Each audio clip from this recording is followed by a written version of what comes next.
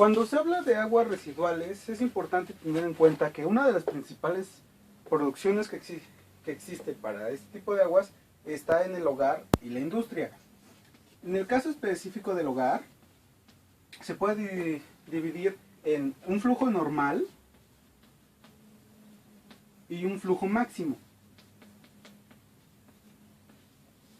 Mientras que en el caso de la industria, que ya de por sí genera este tipo de aguas residuales, se da el caso de que se generan en mayor producción por la temporada en la que se tiene. Es decir, una producción máxima. Estos dos son las principales fuentes de producción de aguas negras. Ahora, dentro de este tipo de producción, se estima que al día se generan 600 miligramos de DBO5 por litro, 1.54 miligramos de DQO por litro y 360 miligramos de sulfatados por litro en un solo día. Sin embargo, según la regulación hecha en 1991, estos valores no deben de sobrepasar una máxima que es de 25 miligramos litro de DBO5 y 35 miligramos litro de agentes sulfatados por normativa. Es por esto que es importante la dimensionalización de un proceso por el cual se puedan eliminar todos estos agentes nocivos en el agua y esta puede ser reutilizada. Las aguas residuales que salen propiamente de la industria así como de la casa vienen con grandes concentraciones, ya sabemos, de agentes nocivos. Uno de los más comunes son tanto la arena como la grasa. Es por eso que en la dimensionalización se tiene que tener en cuenta un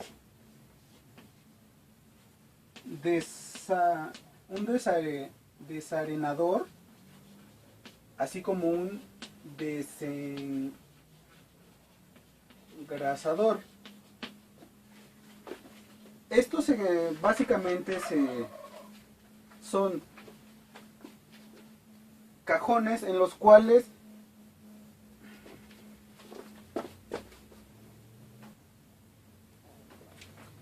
una vez que el flujo de agua sale tanto de la casa como de la industria, este viene con grandes concentraciones de contaminantes. Una de las más comunes y más fáciles de eliminar son tanto las arenas como las grasas. Es por eso que existe un desarenador y desengrasador.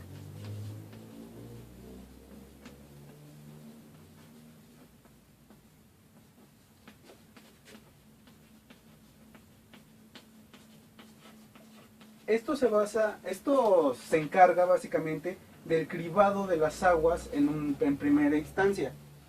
Propiamente, en la industria se manejan tamaños ya muy específicos de estos, que va de aproximadamente 3.3 metros por valores de 10 metros y 4 de alto. 4 metros de alto, dándonos una superficie aproximada de flujo de 32.7 metros cuadrados en la parte superior y 13.2 metros en el extremo de entrada. Estos valores comúnmente se utilizan para calcular el volumen del desarenador y desengrasador. El volumen que se estima de un desarenador es aproximadamente de 261.3 metros cuadrados de aguas residuales. Del mismo modo, este desalinizador tiene valores típicos de el 5% para los caudales que va a llevar. Es decir, se estima que en el flujo, en el caudal medio, tendrá de 1.710 litros por hora, y en un caudal puntual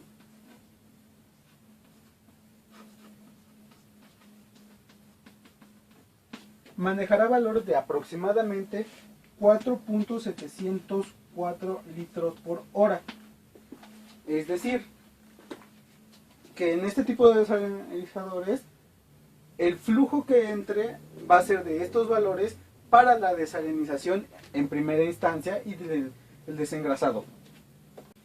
Cabe resaltar que este proceso tiene más o menos un 70% de eficacia en la eliminación de estos activos. Es decir, no lo va a limpiar completamente. De hecho, lo limpiará en un 70%, asumiendo que el flujo sea normal.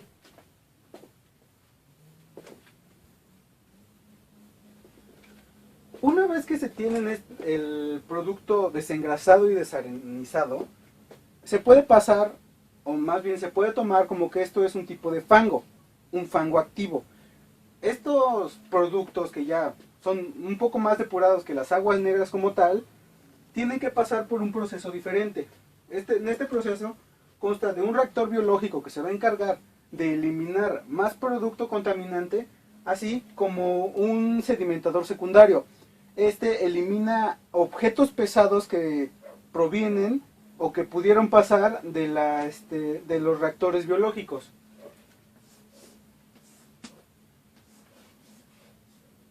El propio reactor biológico va a estar en constante agitación para que el proceso anaerobio se lleve constantemente. Esto pasa al sedimentador, el cual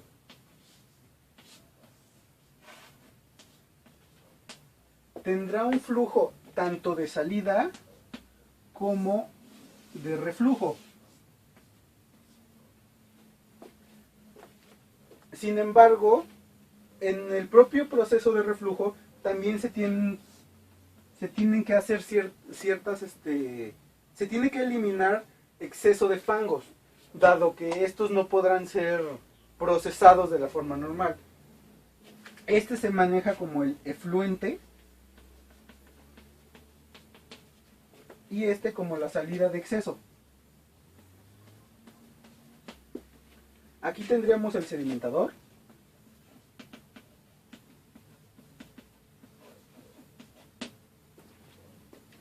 Este vendría siendo un reactor biológico en el cual están los fangos activos en constante agitación, es decir, esto está moviéndose constantemente.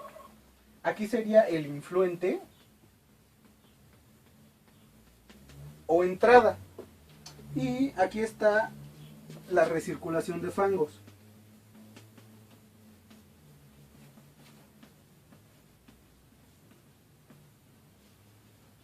Si bien este tipo de reactores son increíblemente eficaces, no se tiene la certeza al 100% de que puedan eliminar todos los productos de desecho. De hecho, la eficiencia estimada para estos va a constar del 98.3%. Es decir, puede eliminar el 98.3% de los procesos de desecho. Sin embargo, la eficacia conjunta de todo el proceso, es decir, del sedimentador, así como de el propio reactor, consta de aproximadamente 95.2% de eficacia. Es decir, todavía me queda un 4.8% de eficacia para la eliminación de estos, así como asumiendo que el exceso se cuantifica y el efluente.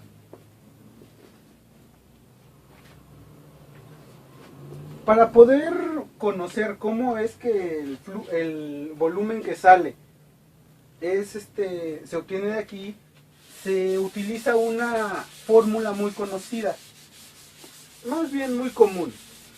En esta fórmula se tiene en presencia de el volumen, que va a ser función de OC, de Q, de Y, de la función de SO menos S sobre X, que afecta 1 más KD por OC.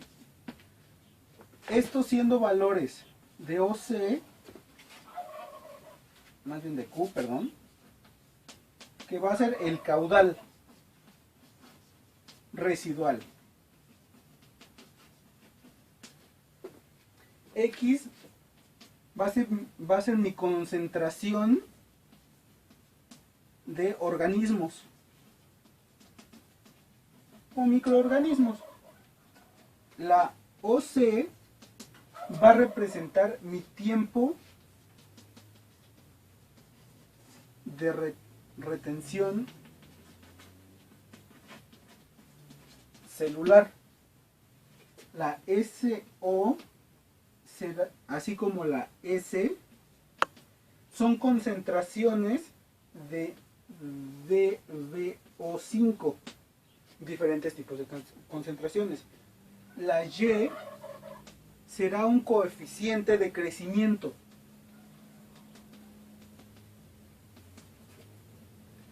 La O es un tiempo de retención, es decir, lo que estará dentro del proceso. Y finalmente la KD es una constante de muerte de reacciones cinéticas de primer orden, es decir, una constante de cómo es que se irán muriendo los microorganismos. Tomando en cuenta todos estos valores dentro de la ecuación, podemos asumir, y claro, en un proceso de aproximadamente 10 días con concentraciones conocidas experimentalmente, así como de producción, se obtiene un valor de aproximadamente 5.650 metros cúbicos. Es decir, mucho producto de salida. Este valor es el que es uno de los valores más importantes dentro de este desarrollo, ya que un reactor normal no aguantaría todo ese volumen. Es por eso que nosotros nos vamos a enfocar en cuatro reactores independientes a los cuales le entre un caudal de esta medida para que separe ese caudal en 5 flujos iguales y esos 5 flujos puedan trabajar independientemente cada uno para una salida posterior. Los reactores constarán básicamente de 4 depósitos, es decir, cada reactor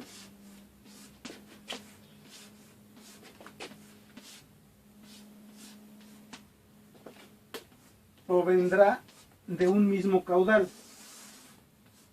es decir, aquí entrará mi caudal de 5.650 metros cúbicos por no, nada más metros cúbicos. Aquí en mi reactor 1 tendremos un volumen de 1.450 metros cúbicos. Y igual en cada uno de los otros tres, es decir, 1.450 metros cúbicos.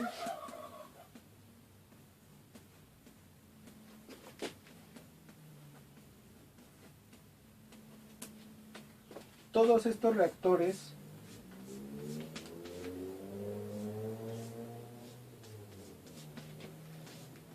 tendrán una salida la cual esté interconectada entre cada uno de aproximadamente 600. Es decir, aquí tendré un caudal de salida que constará de la suma de los tres. Es decir, el caudal de salida tendrá mayor facilidad que el de entrada. Una vez que se tienen estos valores, asumiendo que tengo estos 4 reactores, todos van a tener el mismo tamaño, es decir, de aproximadamente 19.04 metros por 19.04 metros y una altura de 4 metros. Es decir, son grandes. Todos estos reactores, mi reactor 2, mi reactor 3 y mi reactor 4, podrán llevar fácilmente el flujo obtenido del arenizador y del desengrasador sin necesidad de productos extra.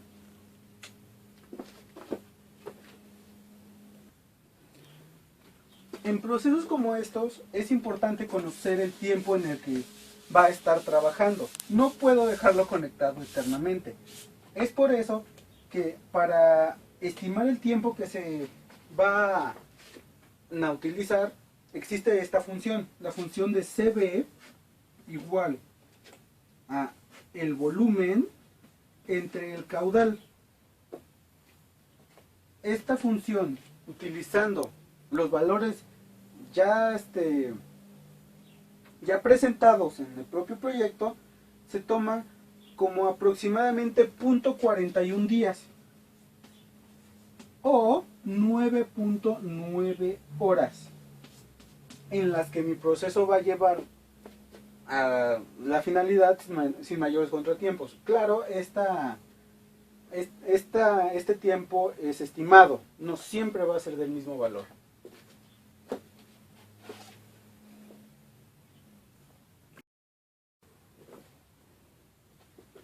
Si hablamos de reactores biológicos, es importante tener en cuenta 2 factores muy importantes para estos, que es la entrada de oxígeno y la entrada de aire.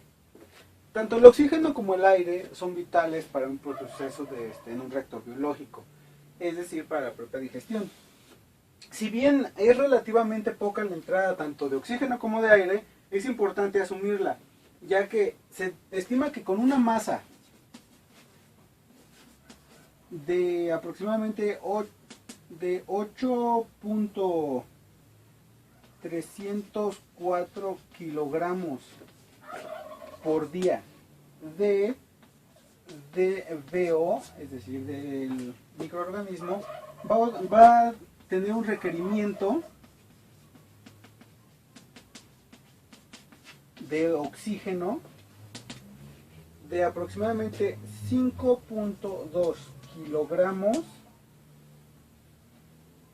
al día, es decir, una concentración bastante alta de oxígeno. Esta concentración se le tiene que ser suministrada al propio bioreactor. Ahora, por otro lado, el aire es de igual o mayor importancia, dado que en el aire va a haber grandes concentraciones tanto de nitratos, sulfuros, todo lo que va a necesitar el microorganismo para poder vivir. En un proceso general, el requerimiento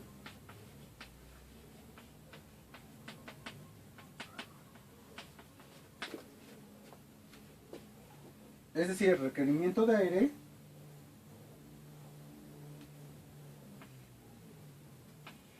va a estar dada por esta función, que es la densidad del aire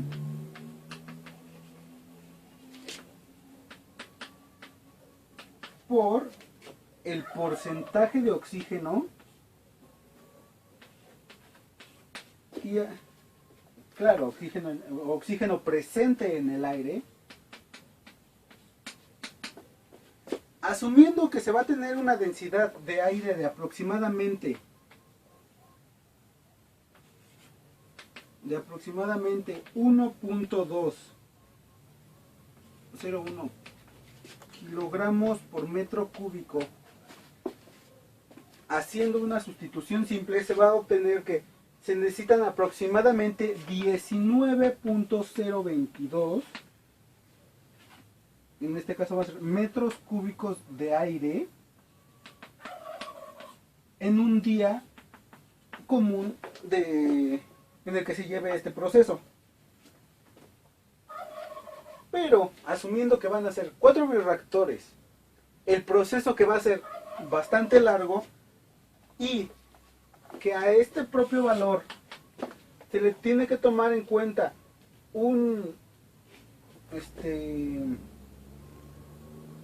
se puede decirle que es un 8% en su por la transferencia de oxígeno, este valor se tiene que multiplicar, es decir, sería de 19.022 metros cúbicos por día de oxígeno entre el valor de aireación, que sería de 0.08 si lo pasamos a su valor que no sea porcentual, nos dará un total de 237.775 metros cúbicos de aire en un día normal. Es decir, este es el valor real que necesitaría todo nuestro proceso para llevarse a cabo sin mayor problema. Mismo aire que se le tiene que ser suministrado tanto por nosotros como por el propio sistema.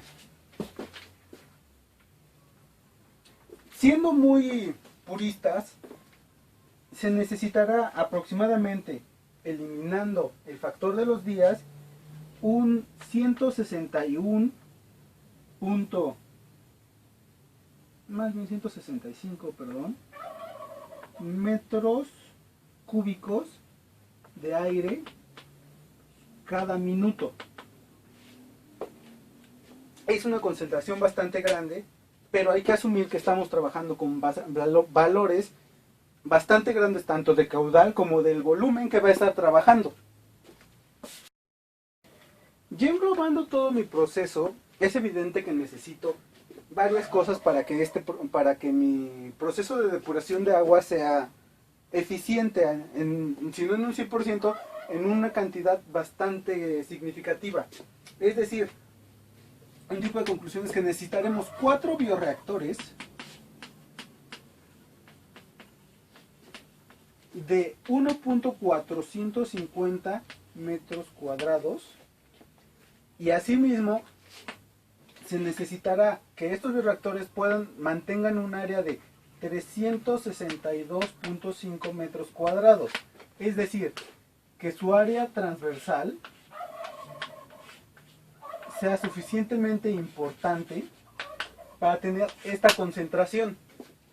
Es por eso que las medidas del propio bioreactor son tan importantes en este proceso, y también para el proceso de aireación. El proceso de aireación va a hacer que las propias reacciones dentro del bioreactor sean eficientes, sin la presencia de la muerte de los microorganismos en este caso. Estos bioreactores van a tener que tener ciertas constantes. Una de ellas es que tienen que mantener 4.5 kilogramos de los factores SSR por cada metro cúbico, siendo valores de fango. Es decir, que la carga de fango se mantenga dentro de este valor. Ahora, el aire, como ya comentamos, es vital para esta parte del proceso.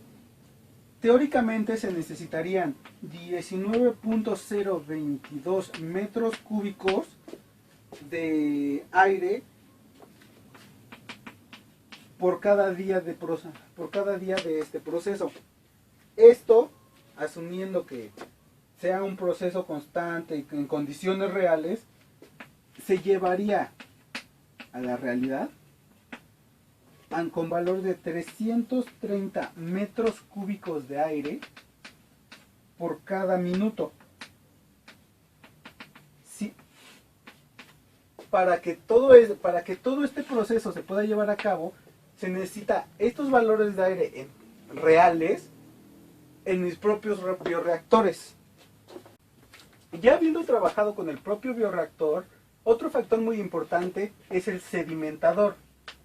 Este sedimentador se toma como que va a ser el que se encargue tanto del reflujo de posibles sedimentos, así como la eliminación de exceso de fangos o la propia depuración de líquido ya con menores concentraciones de todo tipo de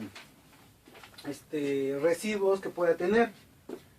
Se estima que en un sedimentador común, como es en el caso de este ejemplo, se va a tener un valor del volumen de aproximadamente 2.80 metros cuadrados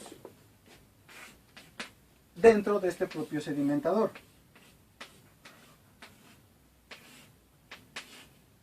El sedimentador cuenta de turbinas que se van a hacer cargo de la separación, así como la precipitación de varios de estos productos. Es decir, aquí todos los residuos van a poder bajar y van a poder ser utilizados tanto para la eliminación como el reflujo.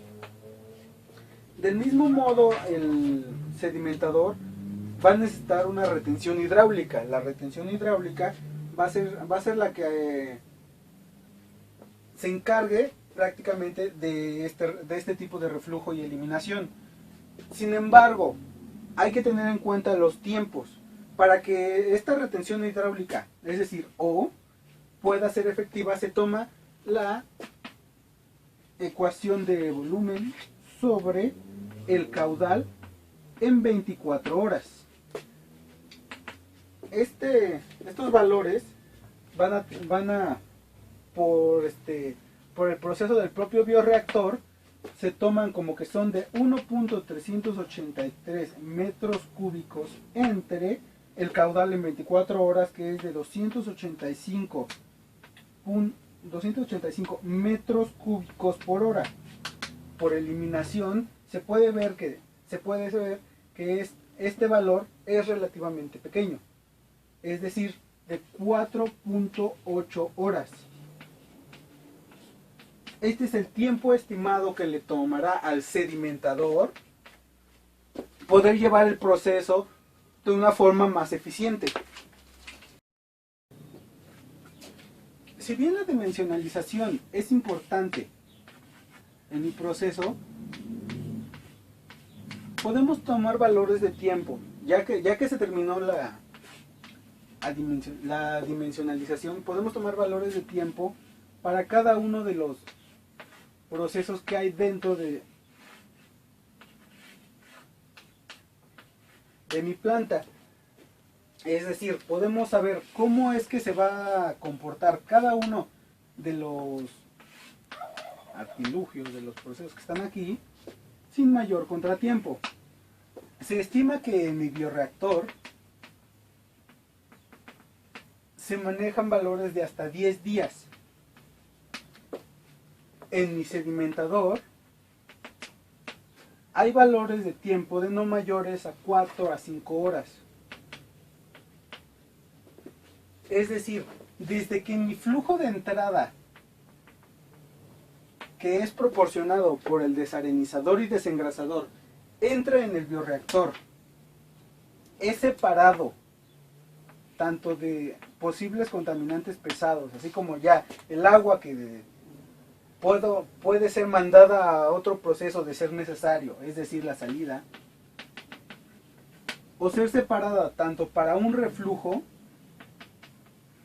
así como una salida de exceso de fangos.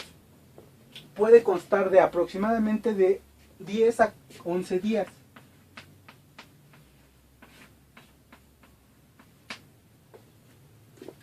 Este tiempo que se estima es muy importante para el propio proceso, ya que al dimensionalizar este tipo de equipos, yo quiero tanto reducir costos, ver cómo es que trabaja el propio proceso, cómo lo puedo yo mejorar, qué es lo que va a afectarlo. Es por eso que tanto el aire, cómo viene el agua, cómo es que sale de mi desarenizador, todo eso son factores que yo tengo que tomar dentro de los cálculos.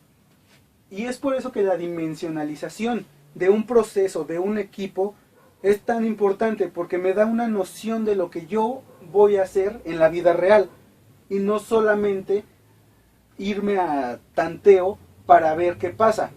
Me da una certeza mucho mayor. Claro, estábamos hablando de procesos del 95, 98% de efectividad, pero es mucho mejor a tener valores por debajo del 50%, del 30%.